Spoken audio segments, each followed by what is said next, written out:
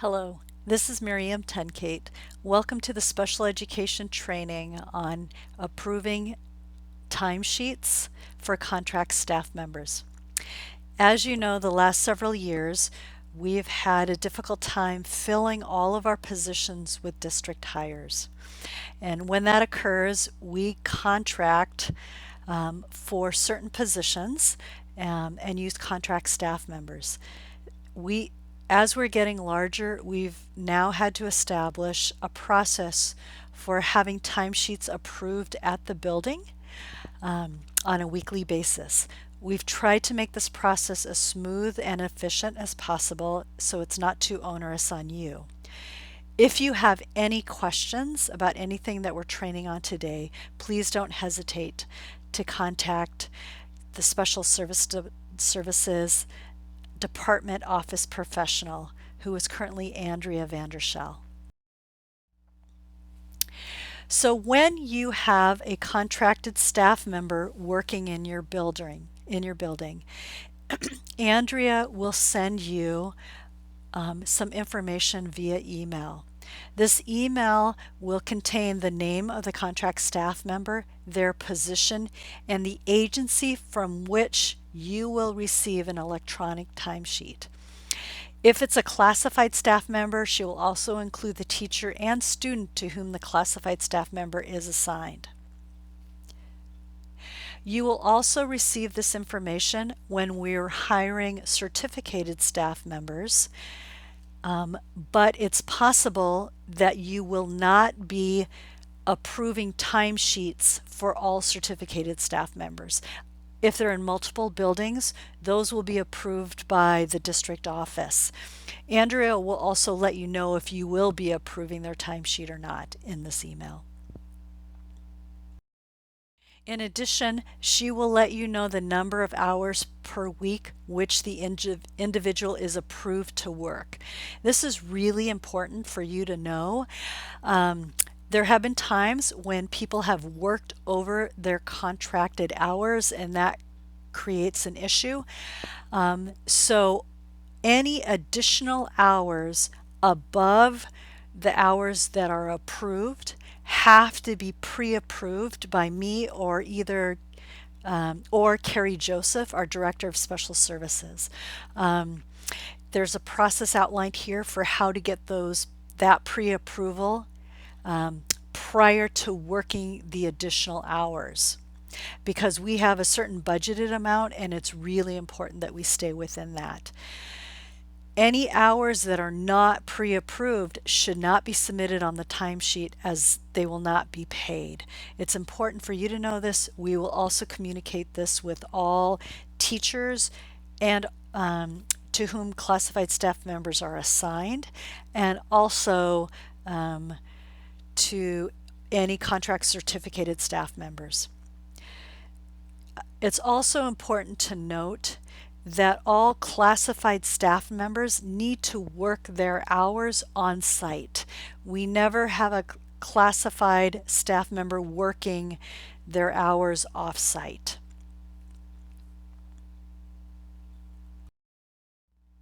If you have any questions or concerns regarding the hours that are being worked or the performance of a classified or certificated contract staff member, please reach out to us immediately.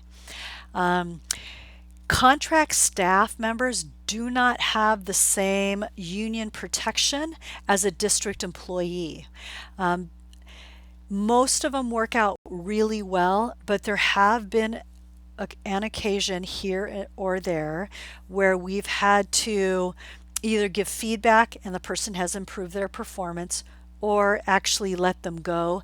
And because they're contract staff members, we can let them go immediately. But if there's a performance issue, like I said, please make sure we are contacted immediately so we can address the issue. This slide just shows you what type of district access contracted staff members have. If you have any questions about this or somebody needs different access, please let us know. We will address that on a case-by-case basis, but typically this covers what each role requires. So this is really important. This is the timesheet approval process. If you are approving a timesheet for a contract staff member, every Monday morning you will receive an electronic timesheet from the agency. This timesheet will show the hours that were worked the previous week. So when your contract staff member comes into the building, have them sign in on the attendance sheet. Andrea Vandershell will also send you an attendance sheet to complete, that the person can complete. And then when you receive the timesheet, you need to look at the attendance sheet to make sure they're the same, and they're only putting in the timesheet the hours that, first of all, are approved and that they've signed in for. You need to approve the timesheet first thing Monday morning. If Monday is a non-student day or a holiday, they must be approved immediately on Tuesday. You will be receiving a second, if the timesheets are not approved on Monday, you will be receiving a follow-up email to make sure they are approved the very next, no later than Tuesday. And here's why that's really important. Our contracted staff get paid on a weekly basis, so you have to approve it for that timesheet to be processed by the agency so they can get paid. If for some reason you are going to be out on a Monday and a Tuesday and you know about it ahead of time, then it's important you'll be able to assign an alternate approver, and then that person will get the timesheet. If you're going into winter break and you won't be working, and you know that timesheets will be submitted, talk to your building principal to see who will be available to approve the timesheets.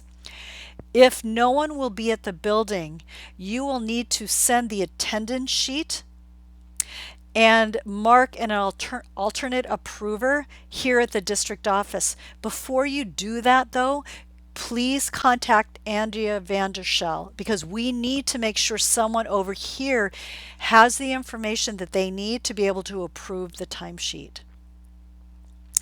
If you are out ill, just make sure that your building principal has someone who can get into your email and just approve that timesheet. That is another option as well.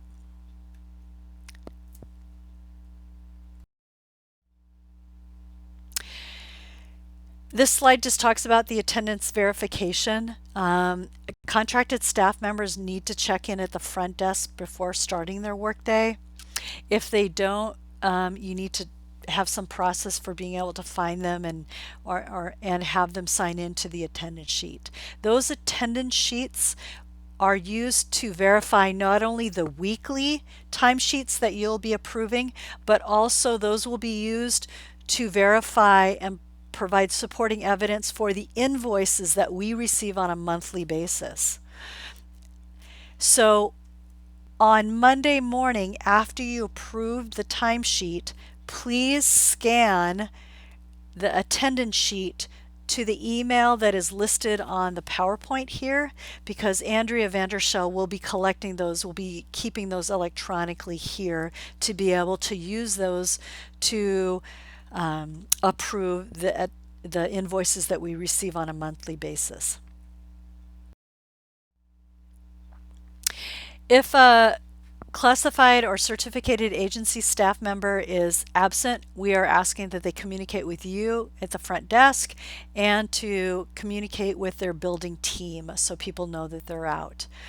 If you have an issue about a contractor no showing, please make sure to email the SPED contract staff email that's listed here on the PowerPoint as well. As agency staff don't typically have substitutes, the agency doesn't provide the substitutes. If you need a substitute for that position, which I'm assuming you will, for classified staff member, please go ahead and put in, if you know of the absence ahead of time, put in for a substitute to fill the position. Those will be covered by special services as well.